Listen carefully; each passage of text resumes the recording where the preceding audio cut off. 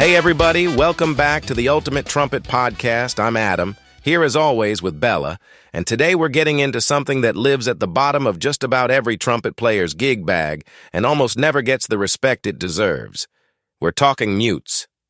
Finally, the junk drawer of the trumpet world. That's exactly it. And everything we're digging into today comes straight out of a brand new article over at trumpetstudio.com by Michael Droste. It's called A Field Guide to Mutes, Straight, Cup, Harmon, and the Plunger Dark Arts. And Bella, that title alone tells you he is not treating these like accessories. No, and that's the whole hook. Most of us treat a mute like a volume knob. The chart says, mute, you panic, you grab whatever cone is nearest, you jam it in the bell, and you hope for the best. Guilty as charged. We're all guilty. But the big idea in this article is that a mute is not a volume control. It's an acoustic filter. You're not making the horn quieter. You are literally changing the physics of how the sound leaves the instrument. Okay, unpack that a little, because I think that's the part most players have never really thought about. What is actually happening when I put a mute in the bell? So when you drop a mute in there, you're changing the acoustic impedance of the horn. That's just a fancy way of saying you're changing the resistance the air column feels as it tries to get out. You've added a new chamber, new surfaces, a new little path for the sound wave to escape through. And that does two big things. First, it filters the overtone series. It scoops out some of the low, round, fundamental part of your sound and pushes the higher, edgier overtones forward. That's why almost every mute sounds brighter or thinner or more nasal than your open horn. It's pushing the top of the harmonic stack up to the front. Exactly. And the second thing, and this is the one that drives people crazy without them knowing why, is that a mute almost always shoves your pitch sharp. Yes. Every young player has lived this. You put the mute in, suddenly you're playing sharp all night, and you assume you're just having a bad day on the chops. Right? And it's not your chops, and it's not your embouchure failing you. It's the mute shortening the effective acoustic length of the horn. A really well-made mute is voiced to keep that to a minimum.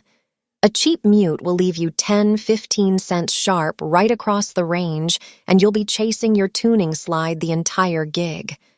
We'll come back to that intonation piece at the end, because Michael Droste makes a big deal out of it, and honestly, almost nobody talks about it.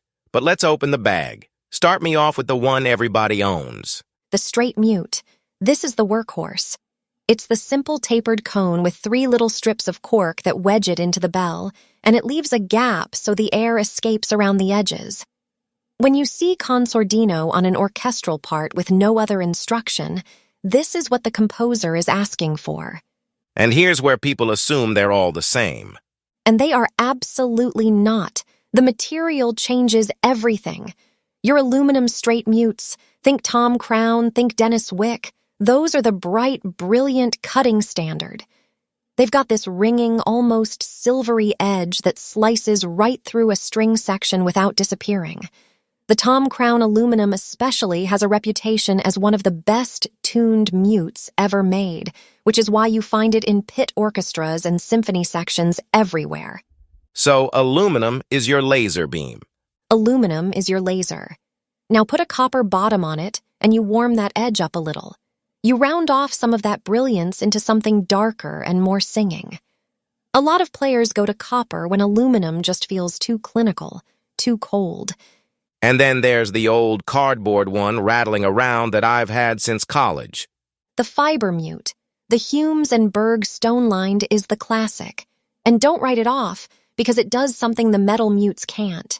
It's quieter, it's woollier, it eats more of your sound, and that is exactly the point in a shout chorus or a section passage where you want a muted color without the laser. It blends instead of screaming. Plenty of lead and section players keep a fiber mute around just for that. So the takeaway on straight mutes is, if you own one, make it a good-tuned aluminum. But the second you're doing real section or orchestral work, you want 2, a bright metal one and a darker fiber one. because the conductor and the arranger absolutely hear the difference, even when the audience couldn't name it if you asked them. All right, next up, the cup mute. This is the pretty one to me. The cup mute is the velvet. If the straight mute is a spotlight, the cup is a soft focus filter. It's basically a straight mute with a rounded cup over the end, and that cup catches and recirculates the sound before it gets out, which smooths off all the high-frequency edge. You get that dark, plush, muffled sound. It's the big band ballad sound, 3 trumpets playing something tender behind a singer. And here's the thing I love about the good ones. A lot of cup mutes are adjustable. They are, and this is the part people sleep on.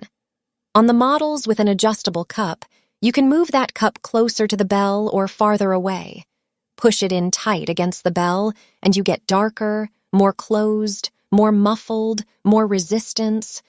Pull it away, and more of your open tone leaks through. It brightens up, it opens out. That is a real expressive tool.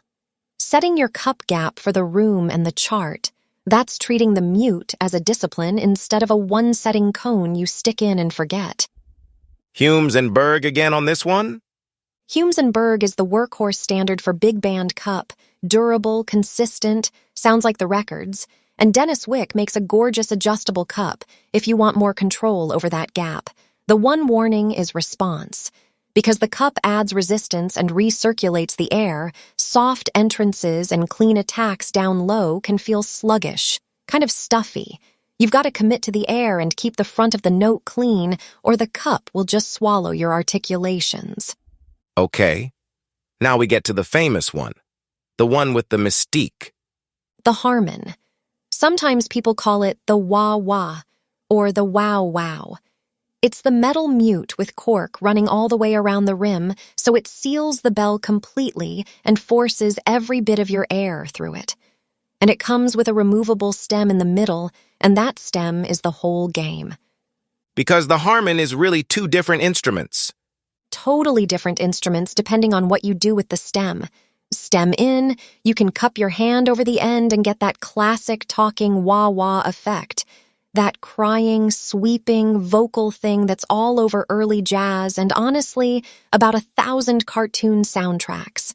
Pull the stem partway out and it gets brighter, more buzzing, more concentrated. And then there's the move that changed jazz. You pull the stem out completely. The Miles sound. The Miles Davis sound. A stemless Harmon played right up on a microphone that is kind of blue. That intimate, fragile, breathy little voice right in your ear. Miles built a whole personality out of a stemless Harmon held inches from a mic. And here's the part people miss, that I think trips up a lot of players who buy one expecting magic. That sound almost requires a microphone. Acoustically, a stemless Harmon is quiet. It doesn't carry. So it's really a studio and an amplified gig color, not an acoustic hall color. Players forget that. They buy the Harmon, they pull the stem, and then they're confused when the thing vanishes in a loud room. It's supposed to. And it's a beast to play. It is a tuning and endurance beast. Because that cork seals the bell completely, the back pressure is enormous. It's like blowing through a coffee stirrer. It plays sharp, it's tiring, and it wants a lot of focused, fast air to speak cleanly, especially in the low register. The Joe Rawl and the Harmon brand mutes come in aluminum and copper, and they've all got slightly different voices. Copper runs darker and a little sweeter, aluminum brighter and more cutting.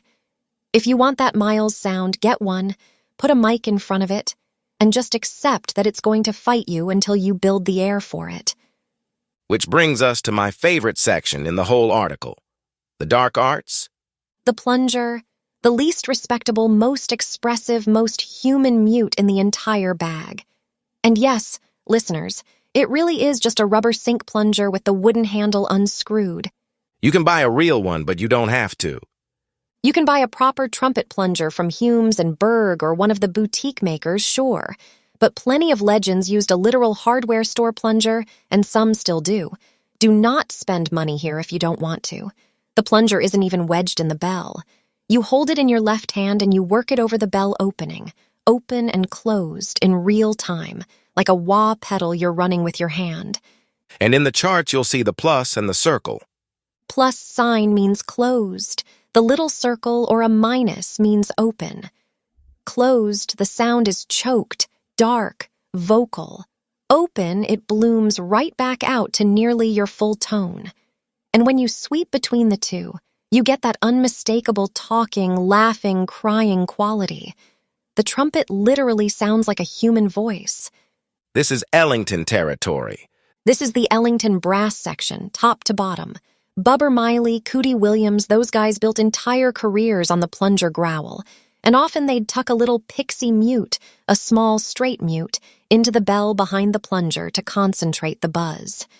Then you add a growl from the back of the throat or the tongue, and you get that snarling, vocalized jungle sound that is still one of the most thrilling things a trumpet can do. Clark Terry could make a plunger sound like two people having an argument. And the honest truth about the plunger is that the gear does almost nothing. The mute costs nothing and does nothing on its own. Everything, the pitch of the wah, the speed of the open and close, the growl, the bend, all of it lives in your left hand, your throat, and your air. It's the one mute where you cannot buy your way to a good sound. You have to woodshed it in front of a mirror until the hand moves are as automatic as your fingers. That's exactly why it's the dark arts, and it's also why it's the most rewarding mute you'll ever learn. Now, before we land the plane, there are a few more rattling around in the drawer worth a quick mention. Quick tour. The bucket mute is the weird one. It clips onto the outside of the bell instead of going inside, and it's full of absorbent material, so you get this super soft, dark, distant sound, like the horns playing in the next room. Beautiful for sweet, sentimental section writing. The solo tone, sometimes called the mega or the clear tone, is a double-chambered metal mute that gives you that thin, pinched, megaphone old radio sound. Think 1930s dance band. You'll need it maybe twice a year, but when the chart calls for it, nothing else will do. And the practice, mutes. Footnote on purpose. The whisper mutes, the electronic Yamaha silent brass type, those are not performance mutes. They exist so you can practice at 2 a.m. without getting evicted. They wreck your intonation and your resistance, and if you do all your playing behind one, you'll build habits that fall apart the second you pull it out. Use them for fingerings and learning notes when you've got no other option. Not for tone work. Okay, bring us home with the intonation piece, because you promised we'd come back to it, and this is the part you said nobody does. This is where treating mutes as a discipline actually pays off. Every single mute we just talked about shifts your pitch, and most of them push you sharp, and here's the kicker. The amount is different for every mute. So there's no one fix. The non-negotiable habit is you tune with the mute in. Don't tune open and then jam a Harmon in the bell and pray. Pull the mute out, put it in, check it against a drone or a tuner, and actually learn how far each of your mutes pushes you and where your slide needs to be for each one. And this is the best argument for spending real money on mutes. It really is. A properly voiced Tom Crown or a Joe Rawl isn't a luxury. It's the difference between sounding like a pro and sounding sharp all night. And then just keep a real bag. At a minimum, a good aluminum straight, a cup, and a Harmon. Add a plunger the day you decide to actually learn it. Add a fiber straight once you start doing section work. And keep your corks in shape, because a worn cork lets the mute sit too deep or rattle loose, and both of those ruin the sound and the tuning. Carry a little cork grease, even a spare set of corks, because corks always fail mid-gig, always on the mute you need next. And the beautiful thing under all of it, like Michael Droste says, is that the mute is one of the only places on the trumpet where you completely change your sound without changing your horn, your mouthpiece, or your embouchure. Straight mute makes you a laser, cup wraps you in velvet, Harmon makes you intimate, plunger lets you talk. That's a huge range sitting in a milk crate in your closet.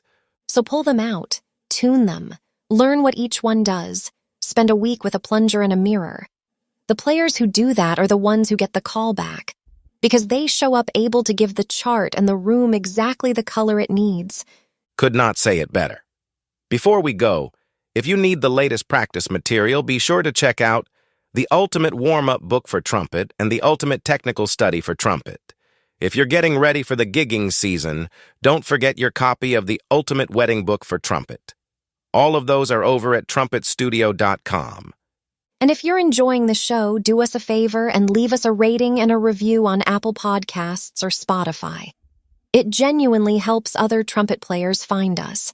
And if you want this stuff in your pocket, go grab the Trumpet Studio Learn to Play app on the App Store. That's it for this one. Go raid your mute bag, tune every cone in there, and we'll catch you on the next episode. Now go practice.